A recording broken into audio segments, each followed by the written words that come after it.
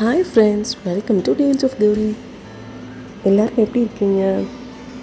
இன்னும் நம்ம சேனலை சப்ஸ்கிரைப் பண்ணாதவங்க சப்ஸ்கிரைப் பண்ணிவிட்டு பக்கத்தில் இருக்க பெல் ஐக்கானை கிளிக் பண்ணிக்கோங்க. அப்போ தான் நான் எப்போல்லாம் வீடியோ போட்டணும் உங்களுக்கு நோட்டிஃபிகேஷனில் காமிக்கும். வாங்க இப்போ வீடியோக்குள்ளே போகலாம். ஸோ இது நம்ம ஒரு ஆஃப்டர்நூன் டு ஈவினிங் வ்ளாக் தான். ஸோ வீடு ரொம்ப மெஸ்ஸியாக இருந்துச்சு. ஸோ க்ளீனிங் ஒர்க் தான் பண்ணிகிட்டு இருந்தேன். அண்டு நம்மளோட ரூம்ஸ் எல்லாம் நம்ம அப்பப்போ கொஞ்சம் அந்த டஸ்டிங் பண்ணி விடணும். இப்போது ஷோகேஸ் ஐட்டம்ஸ் அந்த மாதிரி விஷயங்கள்லாம் நம்ம அப்பப்போ கையோட டஸ்டிங் பண்ணி விட்டோம் அப்படின்னா தான் வீடு பார்க்குறதுக்கு கொஞ்சம் பளிச்சுன்னு ஒரு ஃப்ரெஷ் லுக் வரும். ஸோ அதான் போயிட்டுருக்கு.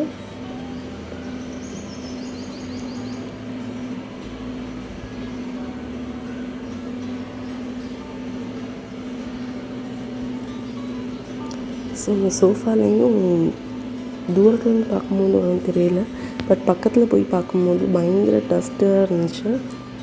ஸோ அதுதான் நான் டஸ்ட் பண்ணி விட்டுட்ருக்கேன்.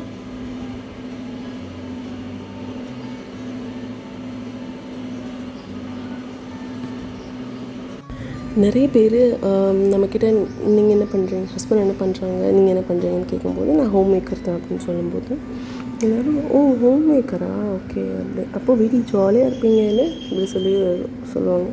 உனக்கு என்னப்பா நீலாம் ஜாலியாக இருப்ப அப்படின்னு. எங்கே போனாலும் இந்த வார்த்தை கேட்டுகிட்டே தான் இருக்கும்.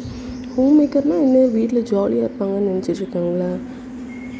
காலையில் எழுந்திரிச்சு எல்லாருக்கும் முன்னாடியுமே எழுந்திரிச்சு எல்லாருக்கும் லன்ச் பேக் பண்ணி, பிரேக்ஃபாஸ்ட் பண்ணி, லன்ச் பேக் பண்ணி, அவங்களுக்கு தேவையான திங்ஸ் எல்லாம் எடுத்து கொடுத்து அவங்கள ஸ்கூலுக்கு ஆஃபீஸ்க்கு எல்லாம் அனுப்பிட்டு அதுக்கப்புறம் வீட்டை ஃபுல்லாக திரும்ப க்ளீன் பண்ணிவிட்டு மறுபடியும் நமக்கு பாத்திரம் தேய்க்கிற வேலை, துணி துவைக்கிற வேலை, திரும்ப காய போடணும், அயனுக்கு கொடுக்கணும், எவ்வளோ வேலைகள் இருக்குது வீட்டில். நம்ம ஒரு நிமிஷம் வீட்டில் சும்மாவே இருக்கவே முடியாது. ஏதாவது நம்ம சும்மா இருக்கணும்னு தோணாது. ஓகே இதை கொஞ்சம் இப்படி க்ளீன் பண்ணலாம், அதை கொஞ்சம் இங்கே வைக்கலாம், அந்த மாதிரி தான் நம்ம யோசிச்சுட்டே இருப்போம். அண்டு அப்புறம் ஹஸ்பண்ட் ஓகே வீட்டுக்கு அவங்க நமக்கு ஃபினான்ஷியலி சப்போர்ட் பண்ணுறாங்க. பட் வீட்டுக்கு தேவையான எல்லா பொறுப்புமே டோட்டலி நம்மளை தான் இருக்கும், நம்மளை சார்ந்தான் இருக்கும். நம்ம ஏதாவது ஒன்று மறந்துட்டோம் அப்படின்னா, ஏன் நீ வீட்டில் தான் இருக்க, நீ ஞாபகப்படுத்த மாட்டியா அப்படின்னு சொல்லுவாங்க. ஸோ எல்லாமே க்ரோசரிலேருந்து வெஜிடபிள்ஸ், இபி பில் கட்டுறது, வாட்டர் டேக்ஸ், அதுக்கப்புறம் ஏதாவது ஆர்டி போடுறோம், அதுக்கப்புறம் இன்சூரன்ஸ், எதுனாலுமே நம்ம தான் எல்லாத்தையுமே ஞாபகம் வச்சுக்கணும். We have to remind them. அவங்கக்கிட்ட நம்ம தான் ஞாபகப்படுத்தி இதை பே பண்ணணும் அப்படின்னு சொல்லணும். ஏதாவது கோல்டு செக் போட்டிருந்தோம், இந்த மாதிரி ஏகப்பட்ட திங்ஸ் நம்ம இது பண்ணி வச்சுருப்போம். சில இதெல்லாம் இஎம்ஐயில் வாங்கியிருப்போம். ஸோ எல்லாத்துக்குமே நம்ம தான் ஞாபகம் வச்சு ரிமைண்ட் பண்ணணும். அதுக்கப்புறம் அந்த மாதம் நம்ம வீட்டில் எவ்வளோ செலவாகுது, எதை கண்ட்ரோல் பண்ணலாம் அப்படிங்கிற எல்லா திங்ஸுமே, எல்லா விஷயங்களுமே ஏ டு இசட் எல்லாமே வீட்டில் இருக்க ஹவுஸ் ஒய்ஃப் தான் பார்த்துக்கிறாங்க. ஹோம் மேக்கர் தான் பார்த்துக்கிறாங்க. ஸோ எல்லோரும் குறைச்சி எடை போடாதீங்க. ஸோ நீங்கள் வீடை நம்ம ஒய்ஃப் பார்த்துப்பா அப்படிங்கிற ஒரு நம்பிக்கையில் நீங்கள் விட்டுட்டு போயிடுறீங்க. அந்த வீட்டுக்கான மொத்த விஷயங்களையும் ஒன்று ஒன்றா ஞாபகம் வச்சு எல்லாத்தையுமே நம்ம ஹவுஸ் ஒய்ஃப், ஹோம் மேக்கர்ஸ் தான் எக்ஸிக்யூட் பண்ணுறாங்க. ஸோ அதனால தான் நீங்கள் டென்ஷன் ஃப்ரீயாக அவங்க ஒர்க்குக்கு போயிட்டு வரீங்கிறத ஞாபகம் வச்சுட்டு அவங்களுக்கான ஒரு ஸ்பேஸ் கொடுங்க, அது போதும். அப்புறம் பார்த்தீங்கன்னா இப்போது க்ளீன் பண்ணி முடித்ததுக்கப்புறமா இப்போ ஃபுல்லாக டஸ்டிங்குமே பண்ணி முடிச்சாச்சு. ஸோ இப்போ பார்த்தீங்கன்னா ஃபுல்லாக வீடை கூட்டிகிட்ருக்கேன். இது மாதிரி நம்ம ஆஃப்டர்நூன் டைமில் தூங்குறது மோஸ்ட்லி அவாய்ட் பண்ணுறது நல்லது நம்மளோட ஹெல்த்துக்கு. ஏன்னா தூங்கினா ஒரு 10 மினிட்ஸ் ஒரு 15 மினிட்ஸ் அந்த மாதிரி நேப் மாதிரி எடுத்துக்கலாம். நேப்ஸ் நல்லது. பட் சில பேர் சாப்பிட்ட உடனே தூங்கிடுவாங்க. ஸோ அந்த மாதிரி இமீடியட்டாக தூங்காமல் ஒரு 1 hour நீங்கள் ஏதாவது ஒர்க்ஸ் இருந்துச்சுன்னா பார்த்துட்டு அதுக்கப்புறமா உங்களுக்கு தூங்கணும்னு தோணுச்சுன்னா ஒரு 20 மினிட்ஸ் அந்த மாதிரி தூங்குங்க. ஸோ அது நேப்ஸ் நல்லது அப்படின்னு தான் எல்லாருமே சொல்கிறாங்க.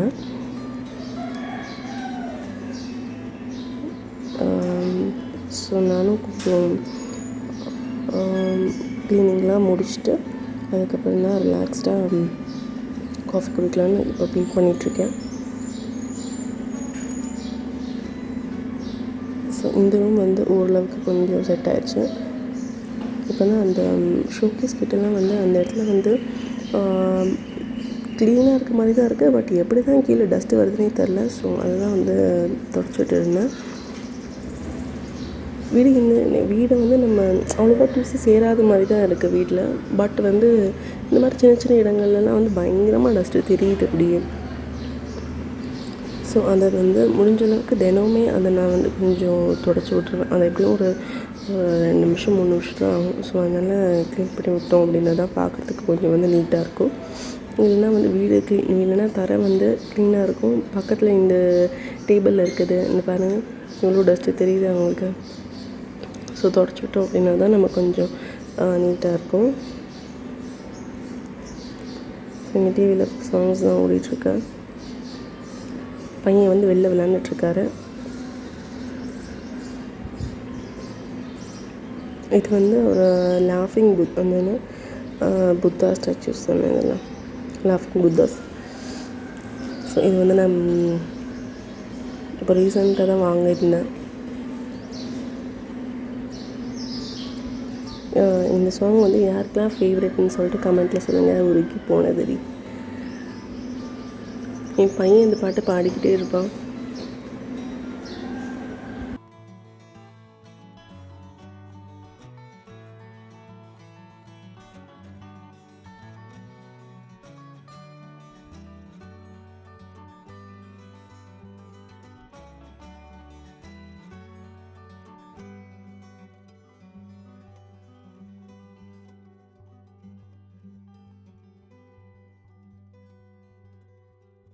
மோஸ்ட்லி இந்த மாதிரி சாங்ஸ் கேட்டு வேலை செய்யும்போது நமக்கு வேலை செய்கிற அலுப்பே தெரியாது.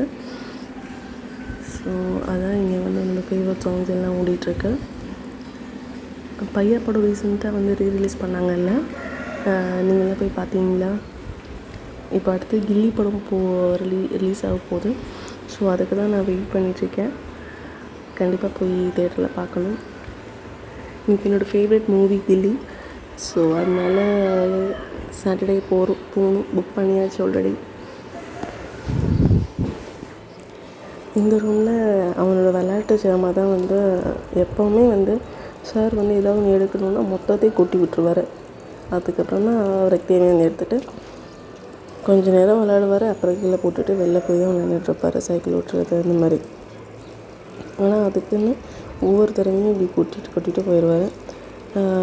சில டைம் வந்து எடுத்து வைமா அப்படின்னு சொல்லும் போது அவனே எடுத்து வச்சுருவான்.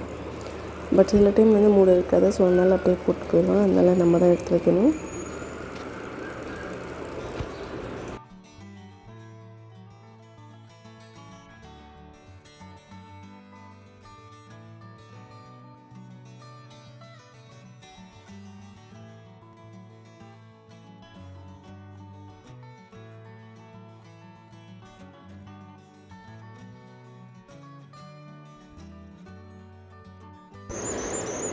ஸோ அதுக்கப்புறமா வந்து அந்த ரூம் க்ளீன் பண்ணி முடிச்சதுக்கப்புறம் நம்ம வந்து அந்த ஃபுல்லாக பெருக்கி விட்டுட்டேன். சில டைம் தோணும், என்னடா நம்ம எத்தனை தடவை ஒதுங்க வச்சாலும் திரும்ப குப்பையாக தான் ஆகப்போகுது, இதுக்கு எதுக்கு ஒதுங்க வைக்கணும் அப்படின்னு கூட சில டைம் தோணும். அதுக்கப்புறம் சரி அப்படின்னு சொல்லிட்டு க்ளீன் பண்ணிடுவேன். ஆனால் வந்து நமக்கு வீடு க்ளீனாக இருந்தாலே நமக்கு வந்து பயங்கர ஒரு பாசிட்டிவான ஒரு வைப்ஸ் இருக்கிற மாதிரி இருக்கும். கொஞ்சம் எப்போவுமே நீட்டாக இருந்துச்சு அப்படின்னா நம்ம வீட்டுக்கு வர்றவங்களுக்கும் கொஞ்சம் அந்த பாசிட்டிவ் வைப்ஸ் வரும். அதை நிறைய பேர் என்கிட்டே சொல்லியிருக்காங்க. ஸோ சரி அதுக்காக பண்ணலாம் அப்படின்னு சொல்லிட்டு தோணும்.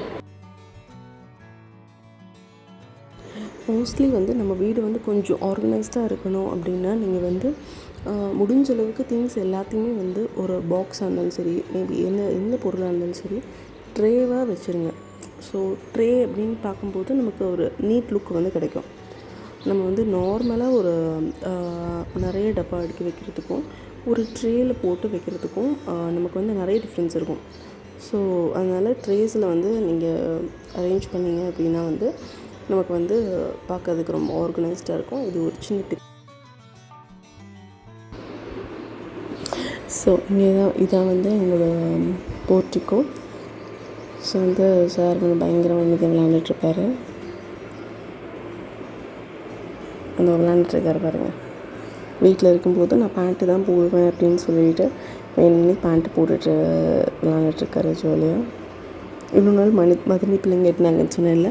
ஸோ வந்து நமக்கு தேர்ஸ்டே மார்னிங் தான் வந்து ஊருக்கு போனாங்க.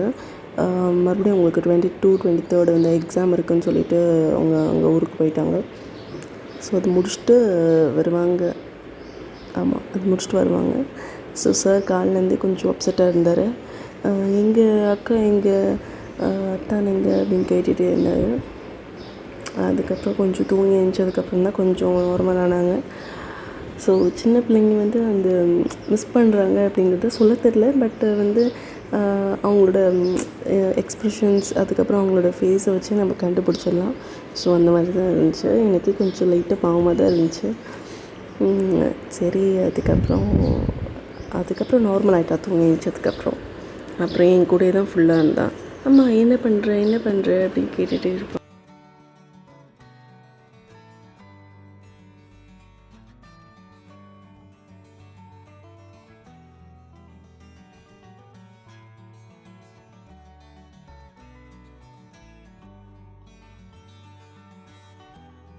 ஈவினிங் டைம்லலாம் வந்து பயங்கரமாக காற்றடிக்கும். ஸோ வந்து ரிலாக்ஸ்டாக அப்படியே வெளில உட்காந்து ஒரு டீ குடிச்சோன்னா செமையாக இருக்கும். அப்படி தான் வந்து பண்ணிகிட்ருப்போம் நான் பையனும். மோஸ்ட்லி ஹஸ்பண்ட் வந்து காலையிலே போயிட்டு நான் எப்படியும் வரதுக்கு ஒரு 7, 8 ஆகிரும். ஸோ வந்து என் பையனுக்கு நான் தான் கம்பேனியன்ஷிப் அண்ட் அவனுக்கு எனக்கு அவன் தான் கம்பேனியன்ஷிப். அவனுக்கு நான் அந்த கம்பேனியன்ஷிப். நாங்கள் 2 பேரும் கொஞ்சம் நேரம் விளையாடுவோம். அதுக்கப்புறம் அவன் என் கூட சேர்ந்து வேலை பார்க்குறதுக்கு எல்லாம் பண்ணிகிட்ருப்பான், ஹெல்ப் பண்ணுவான் கொஞ்சம். அப்படியே தான் இருக்கேன். பட் அவன் ஸ்கூல் போனப்புறம் தான் எனக்கு ரொம்ப கவலையாக இருக்கும்னு நினைக்கிறேன். எனக்கு எப்போவுமே அம்மான்னு என் கூடயே தான் இருந்துகிட்டே இருப்பான்.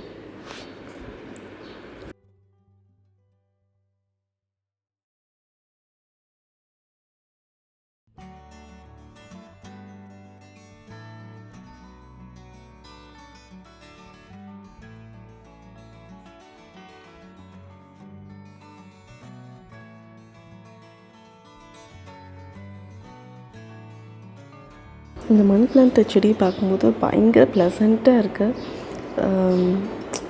என்ன சொல்கிறது, ஒரு ரெஃப்ரெஷ்மெண்ட் ஃபீலிங் வருது பார்க்கும்போது.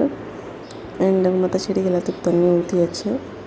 இதை இப்போ தான் கொஞ்சம் ரீசெண்டாக கொஞ்ச நாளுக்கு முன்னாடி வாங்கினது.